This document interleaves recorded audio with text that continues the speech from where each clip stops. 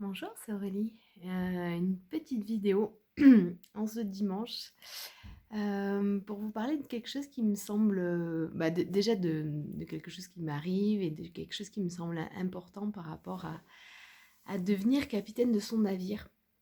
Cette semaine, j'ai eu le retour de relecture de mon roman par mon ami Vincent qui m'avait proposé ce travail-là qui est une sacrée étape pour moi.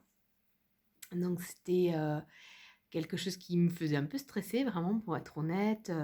Faire relire un travail qui est bien sûr une version 1 ou une version 0, enfin qui est l'histoire de mon roman, mais j'ai quand même commencé à écrire il y a 3 ans, même si j'ai écrit que par petites périodes. Donc c'était une sacrée étape. Ce que j'ai envie de vous partager, c'est voilà, cette difficulté, enfin vraiment avant de lui remettre de lui envoyer mon roman, le manuscrit, ouais. Le fichier, j'étais assez stressée, quoi.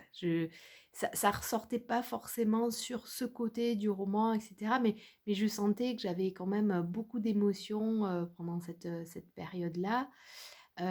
Après, j'ai essayé de mettre un peu de côté en attendant qu'il me recontacte. Mais j'avais vraiment confiance aussi de le faire avec lui, donc ça c'était déjà un point important. J'avais fait aussi le bilan, moi, de ce que j'avais fait, en lui donnant aussi un résumé, mon intention par rapport au roman. Et du coup, j'avais essayé de le situer. Et ça me semble important en fait, parce que dans tout projet de vie important, ce dont je parle un peu dans devenir capitaine de son navire, c'est-à-dire que à partir du moment où je mets en place des choses dans ma vie qui me ressemblent, qui sont souvent peut-être un peu différentes de la vie classique, finalement, voilà, devenir capitaine de son navire, c'est faire des choses qui nous correspondent vraiment, qui sont au fondement de notre cœur. Et du coup, c'est plus important. Donc, le regard des autres sur ces choses-là est parfois plus difficile à accepter. Et je me demandais sincèrement comment j'allais vivre ce moment-là. Est-ce que ces retours allaient me blesser, voire allaient me décourager. Donc c'était une étape importante. Ces retours m'ont montré à la fois le travail que j'avais accompli, donc le fait d'être arrivée au bout de l'histoire, d'avoir quand même une histoire qui est structurée. Mais ça m'a montré aussi bien sûr tous les axes de travail à faire. Hem, Là où je considère que j'ai eu beaucoup de chance, c'est qu'il m'a donné vraiment des axes concrets avec voilà, des choses à faire finalement, hein. Je me dis concrètement, je sais ce que j'ai à faire, en tout cas à essayer. Après ça sera peut-être difficile, c'est sûr que ça va prendre du temps, mais j'ai vraiment des pistes concrètes. Donc ce que j'ai envie de vous partager là, si vous êtes vous aussi dans des projets comme ça où on sort carrément de sa zone de confort, où on s'expose, où ça a de l'importance parce que ça nous tient plus à cœur forcément, c'est d'accepter ces feedbacks-là. J'allais dire d'accepter la critique, mais pour moi, c'est de les prendre vraiment comme des feedbacks, des retours d'informations. Moi, j'ai pris des notes, je me suis dit: «Je note autant le positif que ce qui est à améliorer», parce que je vais certainement oublier le positif et que le positif va m'aider aussi à me dire que quand même je suis sur la bonne voie. Donc ça vient faire travailler la persévérance. Pour moi, c'est aussi vraiment l'engagement que je vais mettre dans ce projet. Et puis d'observer aussi ce que ça nous fait au niveau de nos émotions, de tout ce qu'on peut traverser dans ces moments-là. Moi, je sais que ça m'a remuée et en même temps, j'étais contente le jour de la relecture, de ces échanges-là.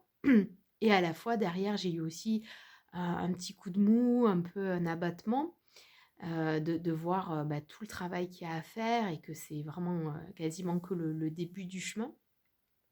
Mais voilà, j'accepte et de toute manière, je laisse poser aussi. Donc ça, c'est le deuxième point dont j'avais envie de parler, c'est le rythme d'un projet. Moi, je me considère pas forcément, très forte pour les projets sur du très long terme.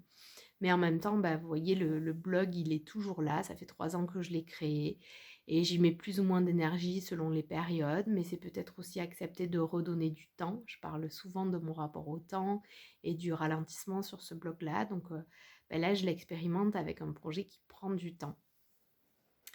Le troisième point, c'est aussi, cet échange-là avec cette amie, bah, ça m'a vraiment confortée dans le fait que j'ai choisi la bonne personne, une personne, en qui j'avais confiance, qui pouvait me dire les choses aussi de manière bienveillante, mais qui pouvait aussi dire ce qui n'allait pas. Je pense que c'est pas donné à tout le monde, donc le 3e point, c'est, de qui je peux m'entourer pour me soutenir dans mes projets.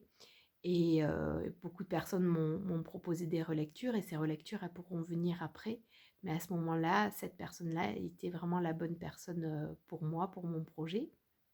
Et puis après, bah, c'est toutes les autres personnes qui m'ont encouragée, qui continuent à me soutenir. Donc voilà, peut-être les 3 clés pour moi de ce que je viens de vivre, c'est, effectivement, bah, aller chercher du feedback, des retours, le plus objectif possible et accepter ces retours, faire un travail pour vraiment les accueillir. Le deuxième, c'est persévérer, c'est, mettre de l'engagement dans les projets qui nous tiennent à cœur. Donc ça veut dire être vraiment au clair avec, la direction dans laquelle on veut aller.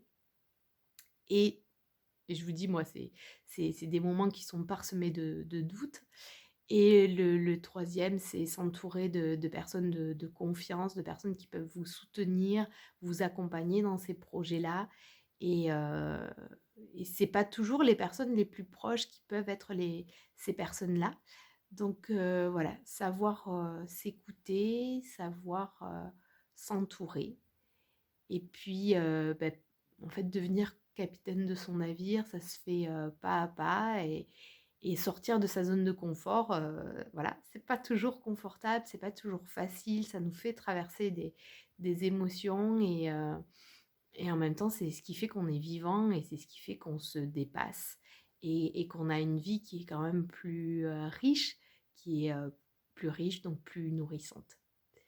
Voilà, c'est ce que j'avais envie de vous partager aujourd'hui et puis je vous retrouve bientôt parce que, je quitte bientôt les 3 sources, donc je vous ferai une petite vidéo, sur cette expérience de vie. À bientôt.